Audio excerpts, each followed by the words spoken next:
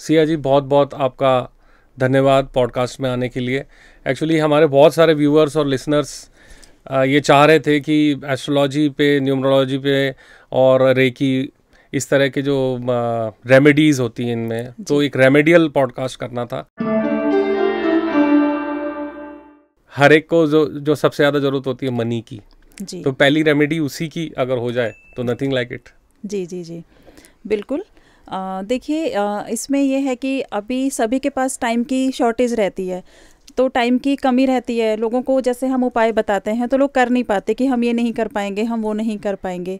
तो मैं उसके लिए आपको एक मंजू घोष मंत्र है वो मैं आपको बता देती हूँ। मंत्र इज़ अरव चलधी, अरव चलधी। इस मंत्र को चलते फिरते चैंट करना है। और जब आप लंच करते हैं, लंच करने के बाद आपने खाना फिनिश कर दिया, तो जो जूठी थाली है उसके अंदर आपको फिंगर से, जो आपकी अनामिका है या रिंग फिंगर है, उससे आपको एक डमरू बनाना है, शिवजी वाला। शिवजी वाला आप इस तरह से भी बना सकते हैं या 8 की तरह भी बना सकते हैं। और उसके ऊपर अरव चलधी लिख दिया, नीचे अरव चलधी लिख दिया, और उसके बाद आप उस प्लेट को हटा के और सिंक में रख सकते हैं। तो आप देखेंगे कि आपका कुछ रुका हुआ पैसा है वो आने लगेगा, या अचानक से किसी ने आपको गिफ्ट कर दिया, या पैसे कोई नहीं दे रहा था वो आने लगे। किसी भी तरह से आपको बल्क में मनी प्राप्त होना शुरू हो जाती है। और कई मेरे जो क्लाइंट्स होते हैं वो बोलते हैं कि क्या मैम ये वन टाइम ही होता है? तो ये वन टाइम नहीं है, आपको एक बार हो गया, आप जैसे उसको बार बार भी यूज़ कर सकते हैं।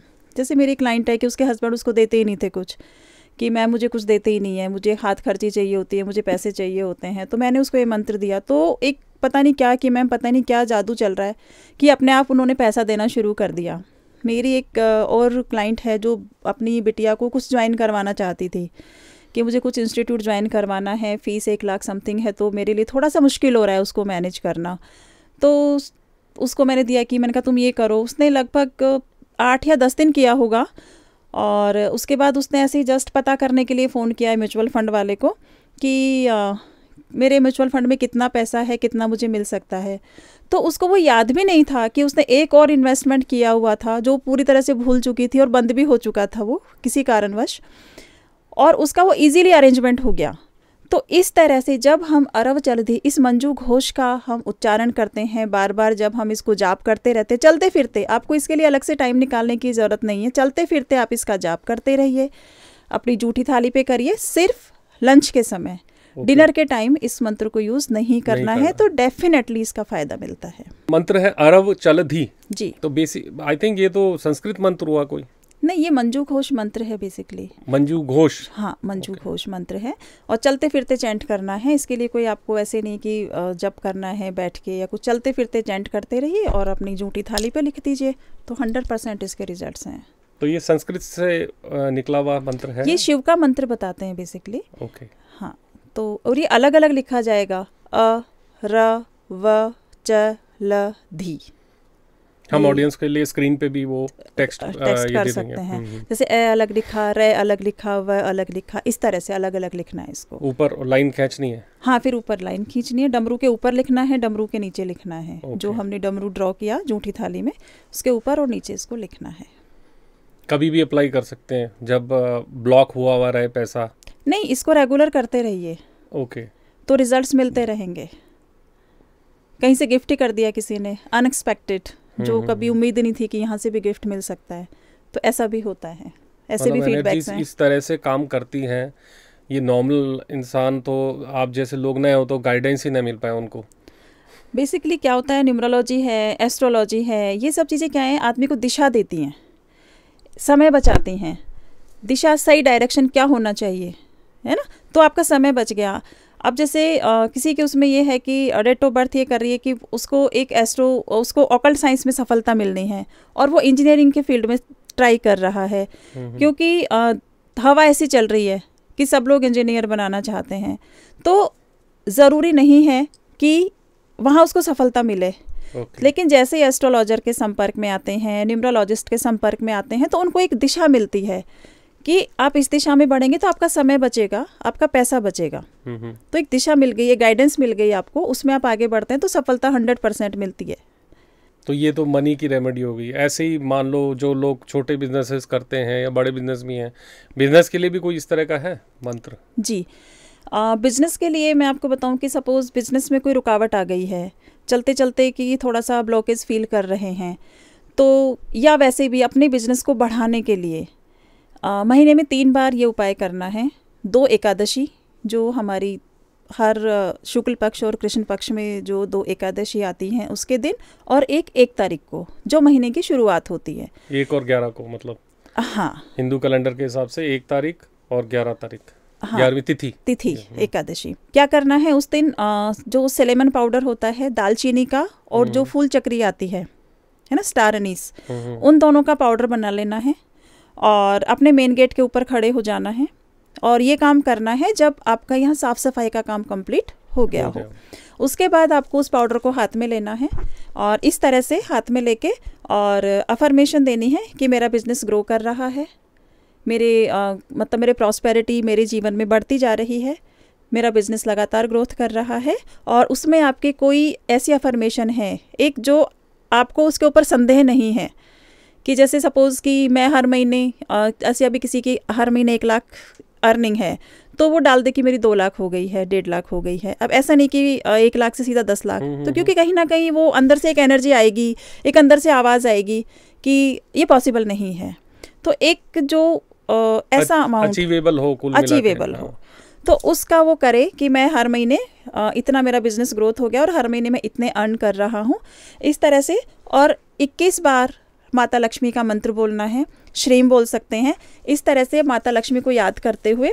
और उसके बाद आप जो आपका पाउडर है उसको फूंक मारते हुए पूरे घर के अंदर आपको आना है और उस पूरे पाउडर को उड़ा देना है। बिजनेस की जगह है, बिजनेस की टेबल है, उसके ऊपर, पूरे घर में। तो वो पूरे घर में जो हम चलते हैं तो पैरों के साथ वो चलना चाहिए, इसलिए ये काम साफ़ सफाई होने के बाद। तो इसके भी काफ़ी अच्छे रिजल्ट्स हैं, लोगों का बिजनेस बहुत ग्रोथ कर रहा है, ये कर सकते हैं।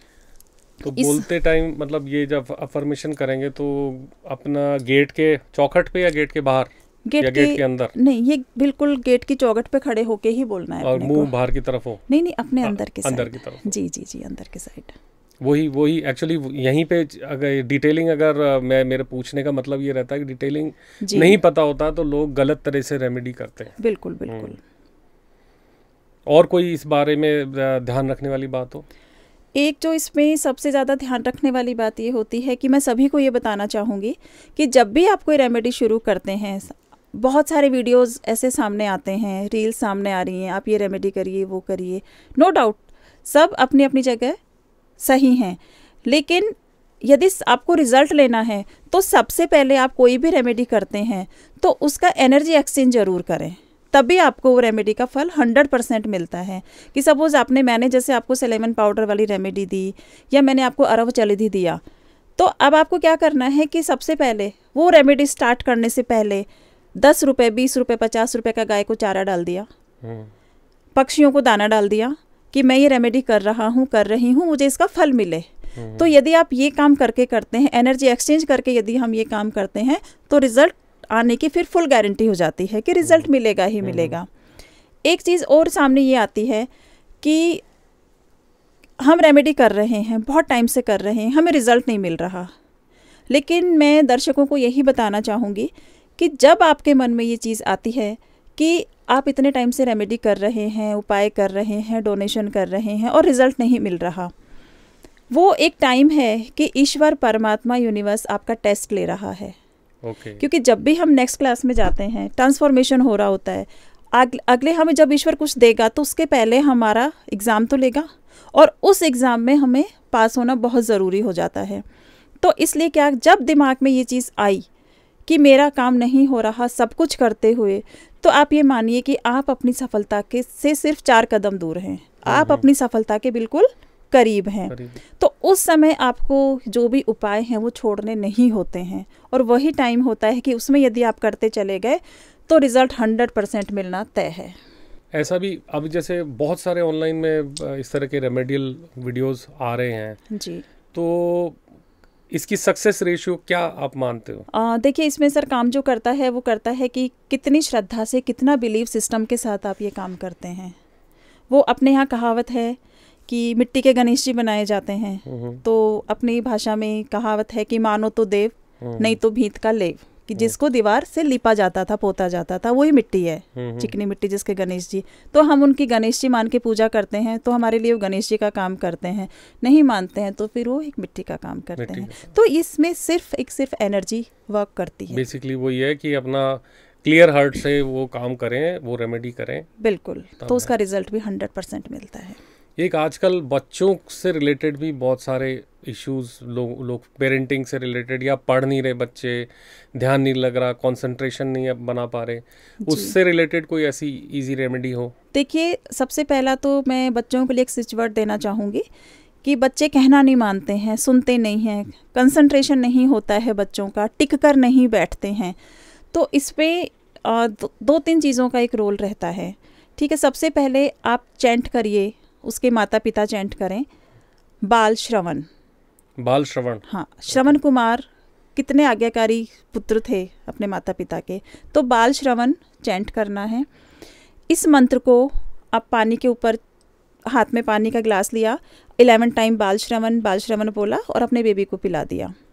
इस तरह से। किस एज ग्रुप के बेबी की बात कर रहे हैं आप? जैसे मतलब 5-6 साल से लेकर टीनेज तक पूरा किसी को भी कर सकते हैं। बिल्कुल, जो भी लगता है कि बात नहीं मान रहा, नहीं सुन रहा, उसके लिए हम ये चीज़ कर सकते हैं। दूसरा, बच्चा टिक कर बैठे, इसमें कहीं ना कहीं एक छोटा सा रोल वास्तु का आएगा। वो इसलिए मैं बताना चाहूँगी कि डॉक्टर कभी भी एक दवाई नहीं देता, 4-5 का कॉम्बिनेशन देता है, तब जाके आदमी ठीक होता है। तो उसी तरह से इसमें थोड़ा सा हमें वास्तु की हेल्प लेनी पड़ेगी कि हमें क्या करना है। बच्चे को जब पढ़ाई के लिए बिठाएं तो नॉर्थ ईस्ट में उसके बैठने का वो हो, ताकि वो, क्योंकि यदि हम वास्तु के हिसाब से देखें तो नॉर्थ ईस्ट जो है वो गुरु की डायरेक्शन है, जुपिटर की डायरेक्शन है। तो गुरु की गोद में जब बच्चा बैठ के पढ़ेगा तो वो ज़्यादा लंबे समय तक बैठकर पढ़ पाएगा। फिर नॉर्थ डायरेक्शन से अपॉर्चुनिटीज़ आती हैं, तो उसका फेस है वो नॉर्थ डायरेक्शन की साइड हो, ताकि उसको रिजल्ट अच्छा मिले, जो वो पढ़ रहा है उसमें वो अच्छा अचीव कर पाए।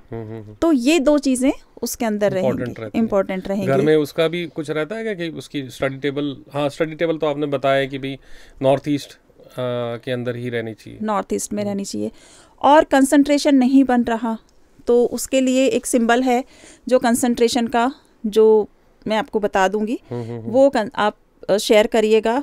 उसका उस जीबू जो सिंबल है उसके लिए अट्यूनमेंट की रिक्वायरमेंट नहीं होती है। ऑरेंज कलर के पेन से कागज़ पे लिख के बच्चे के पिलो में रख सकते हैं। ऑरेंज कलर के परमानेंट मार्कर से बच्चे की वाटर बॉटल पर लिख सकते हैं। तो बहुत अच्छे रिजल्ट्स हैं। क्या बोलते हैं उस सिंबल का नाम क्या है? उसका कंसंट्रेशन के लिए जीबू सिंबल। जीबू सिंबल, हाँ, ZIBU, जीबू सिंबल। ओके, जी हाँ, तो उसका भी बहुत अच्छा रिजल्ट है। फिर एक चीज़ और मैं बता देती हूँ कि कंसंट्रेशन के लिए पानी का गिलास लेना है कांच का, उसके अंदर 2 नींबू डालने हैं, वो बच्चे की स्टडी टेबल के ऊपर रख सकते हैं। ओके, उससे उसका कंसंट्रेशन पावर और इंक्रीज होती है। हर 2-3 दिन में नींबू चेंज कर दीजिए, पानी चेंज कर दीजिए, उसको फेंक दीजिए, दूसरा रख दीजिए। एक क्रिस्टल आता है एमेथिस्ट। ओके, क्लियर, मतलब एमेथिस्ट का भी बच्चों का स्टडी के अंदर एक्चुअली थर्ड आई चक्र को वो रिप्रेजेंट करता है। तो बच्चा जब करता है उसके कंसंट्रेशन पावर और इंक्रीज हो जाती है। यदि उसको रो फॉर्म में या टम्बल्स या किसी भी फॉर्म में हम उसके स्टडी टेबल के ऊपर रख देते हैं। तो एक जो सबसे इम्पोर्टेंट है, पहला सुख निरोगी काया जी, इससे रिलेटेड कोई हेल्थ से रिलेटेड कोई रेमेडी हो? जी, देखो, इसमें सबसे पहले तो मैं ये कहना चाहूँगी कि जो भी हमारी माताएं बहनें जो भी खाना बनाती हैं, या तो खुद बनाती हैं या मेड बनाती हैं, ठीक है, तो सबसे पहले जब भी खाना बनाते हो, खाना खाते हो, उस टाइम ना तो नेगेटिव बोलना है और ना ही नेगेटिव सुनना है। सबसे पहला रोल आ जाता है। तो उसके अंदर एक चीज़ करी जा सकती है कि जैसे किचन में, अब जैसे सपोज सब फीमेल्स खाना नहीं बनाती, मेड बना रही होती हैं, नहीं होता इतना टाइम, या फिर जैसे हमारे जैसे फील्ड में जो लोग हैं, कभी भी कॉल करके लोग अपनी प्रॉब्लम बताते हैं, और उनका ठीक है, हम इसीलिए हैं कि हम कुछ सर्व करने आए हैं संसार में। तो लेकिन उस टाइम, पर्टिकुलर टाइम पे जब आप खाना बना रहे हो, उस टाइम फ़ोन ना उठाएं, खाना खाते वक्त फ़ोन ना उठाएं। और जो मेड खाना बना रही है, या एज ए ह्यूमन बीइंग हमारे भी दिमाग में कोई नेगेटिव थॉट आ ही सकता है, इतने लोगों से दिन भर डील करते हैं। तो क्या करना है कि किचन में गायत्री मंत्र का चैंटिंग लगातार चलनी चाहिए। गायत्री मंत्र वाली जो मशीन होती है वो लगातार एक हल्के से वॉल्यूम में आप लगा के रखिए, लगातार वो चलने दीजिए, जिससे ऑटोमेटिकली जो फूड है वो चार्ज होता रहेगा। सो गायत्री मंत्र से पूरे घर में पॉजिटिविटी गई। इसके अलावा कोई ऐसी रेमेडी? जी, इसमें ये है कि कोई व्यक्ति हॉस्पिटलाइज होने जा रहा है या उसको हॉस्पिटलाइज होना पड़ेगा टेस्ट के लिए, या वैसे हॉस्पिटलाइज होना ही पड़ेगा, तो उस केस में क्या कर सकते हैं, उसके हाथ पे हम एक बैंड बांध सकते हैं। येलो कलर का पतला कपड़ा लेना है, उसमें 1 टीस्पून पीली सरसों डालनी है, 1 कपूर का टुकड़ा डालना है, उसको हाथ में लेके 108 बार चैंट करना है, ओम ग्राम ग्रीम ग्रोम सह गुरुवे नमः। ओके, बीज मंत्र है। ये बीज मंत्र है गुरु का, क्योंकि गुरु हील करते हैं इसलिए। और फिर उसके हाथ पे वो बैंड हमें बांध देना है। किसी किसी केस में ऐसा होता है कि हॉस्पिटलाइज बंदा है, हम हाथ में नहीं बांध सकते हैं, तो उसके पिलो के नीचे हम ये चीज़ रख सकते हैं। तो क्या होगा, बंदा जल्दी हील होगा, जल्दी हील होकर घर वापस आएगा। जब वापस आ जाएगा फिर हम उसको जल प्रवाहित कर सकते हैं। और जैसे कोई बंदा हॉस्पिटलाइज है तो उसकी फ़ोटो को नॉर्थ ईस्ट में लगा देनी है। नॉर्थ ईस्ट क्या है, हीलिंग का जोन है बेसिकली। तो वहाँ पे हम उसकी फ़ोटो लगाएंगे और उसके ऊपर गंगा जल के छींटे मारते रहेंगे, जिससे उसकी जो हेल्थ की रिकवरी फास्ट होना शुरू हो जाएगी। तो ये बहुत अच्छा रिजल्ट देती है रेमेडी हेल्थ को कवर करने में। तो बेसिकली 4 तरह की रेमेडीज़ अपन ने डिस्कस की। मनी पे की, बिजनेस पे की, बच्चों की स्टडीज़ पे की, हेल्थ पे की। अब एक 5वां एक और चीज़ कि कभी कभी क्या होता है कि ना चाहते हुए भी कोर्ट कचहरियों में उलझ जाते हैं लोग जी। उससे रिलेटेड कोई ऐसी रेमेडी की भी उसका इम्पैक्ट कम हो या इफ़ेक्ट न हो, उस तरह का कोई इलाज? जी, किसी के कोई कोर्ट केस चल रहा है, लिटिगेशन में फंसा हुआ है, तो एक तो समय का फेर होता है कि कुछ ऐसे प्लैनेट्स के उसके ऊपर दशा महादशा या कुछ ऐसा पर्सनल ईयर आया जिसकी वजह से उसको कोर्ट के चक्कर लगाने पड़ रहे हैं। तो उसके अंदर हम क्या रेमेडी कर सकते हैं कि जो भी व्यक्ति जिसके भी नाम से केस चल रहा है, वो व्यक्ति जब भी कोर्ट में जाए तो एक काले रंग की जो कोल्ड ड्रिंक आती है, पेप्सी या कोको कोला, ब्लैक कलर वाली छोटी बॉटल, वो लेके जाए अपने साथ और उसको कोर्ट के प्रीमाइसिस में जो टॉयलेट है उस टॉयलेट के अंदर उसको डाल देना है और फ्लश करना है। एक रेमेडी ये है। फिर उसके बाद जब सुनवाई के लिए अंदर जाते हैं तो हाथ के अंदर सिल्वर डस्ट लेके जाए। सिल्वर डस्ट मतलब सिल्वर डस्ट, ये जो ये काम करते हैं सिल्वर का, उनके यहाँ मिल जाती है, जो वेस्ट होता है बहुत ही कम पैसों में इजीली अवेलेबल हो जाती हैं। तो जो हमारी रिंग फिंगर है और थंब में उसको ले जाना है और वहाँ पे स्प्रिंकल कर देना है। जब वो ये और ये वाली जी ओके, और वहाँ को स्प्रिंकल करते हुए कि ये जो फैसला है ये मेरे फेवर में हो गया है। ये करते हुए जब आदमी करता है या स्प्रिंकल करते हुए जब ये मनोकामना अपनी बोलता है तो काफ़ी हद तक चांसेस हो जाते हैं कि फैसला उसके फेवर में हो। और शनि के इसमें क्या होता है, राहु और शनि 2 ही ऐसे प्लैनेट्स हैं जो कोर्ट कचहरी के चक्कर लगवाते हैं। तो जब भी जाओ ये ब्लैक कलर की कोल्ड ड्रिंक जो भी वहाँ पे वकील हैं उनको एज ए गिफ्ट पिला दिया, समोसा खिला दिया, तेल से बनी हुई चीज़ें खिला दी, ऐसे ले गए गरम गरम। तो उससे भी जो आपके जो है ना, इसमें बहुत रिलीफ मिलता है कि आप वहाँ से फ्री हो गए, जल्दी फ्री हो गए। तो इस तरह से भी आपको कोर्ट और कचहरी से निजात मिल सकती है। सारा खेल एनर्जीज का है, सारा काम एनर्जीज का है। और आपने भी एक बहुत लंबा टर्नआउट लिया, मतलब initially you were in banking, जहाँ तक मुझे ध्यान है, बैंकिंग से लेकर फिर आपने अपनी नॉलेज गेन की और अलग अलग विधाओं में आपने एक्सपर्टाइज ली। वो थोड़ा सा ऑडियंस को मैं चाहूँगा कि उनको पता लगे कि ट्रांसफॉर्मेशन क्या होता है। जी, एक्चुअली मैं 2002 से 2018 तक बैंक पे रही हूँ। 16 टाइम का बैंकिंग करियर छोड़ के इतना बड़ा 16 साल बैंकिंग। हाँ, 16 साल का समय मैंने बैंक में दिया और उसके बाद मैंने इतना बड़ा ट्रांसफॉर्मेशन लिया। तो मैं ये कहना चाहूँगी कि एक कहावत या सब हम सुनते आए हैं कि हर सफल आदमी के पीछे एक औरत का हाथ होता है, लेकिन मैं इतनी ब्लेस्ड हूँ कि मेरे पीछे मेरे हस्बैंड का हाथ है। कि मैं नौकरी कर रही थी और मैंने योगाचार्य किया सबसे पहले। 2016 में मैंने करियर की शुरुआत करी। योगाचार्य करते करते मेरी एक बहुत अच्छी फ्रेंड हैं, उन्होंने मुझे बोला कि आप रेकी सीख लो। तो मैंने हस्बैंड से बात की और उन्होंने कहा कि ठीक है सीख लो। फिर कि मैंने कहा, तो कहते कि ठीक है मैं भी सीख लेता हूँ साथ में। तो हम अच्छी दोनों बात ने रेकी सीखी। फिर उसके बाद न्यूमरोलॉजी, वो एक रास्ता मिल गया ऑकल्ट साइंस में, अट्रैक्ट करती रही चीजें। जी। और जब न्यूमरोलॉजी में सीखा तो मुझे पता चला कि मेरी डेस्टिनी यही है, मैं यहाँ कुछ देने आई हूँ। तो Correct. मेरा जो फील्ड था बेसिकली वो ऑकल्ट साइंस ही था। ओके।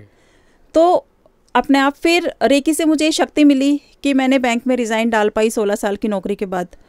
और उसके बाद अपना करियर यहाँ से शुरू किया। फिर 2-3 साल में अपने आप को सेटल करके और फिर 2018 में फाइनली मैंने रिज़ाइन कर दिया।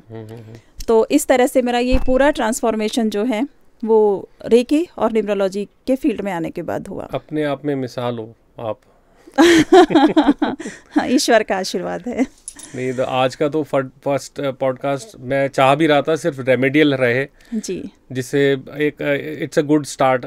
शॉर्ट्स भी मतलब लोग आजकल शॉर्ट्स में देखना ज़्यादा पसंद करते हैं, तो जी। इसमें पॉइंटर्स की तरह हम लोगों ने उन जो लोगों के सवाल थे वो आपके सामने पुट किए और बहुत अच्छे से आपने उसका सबको जवाब दिया।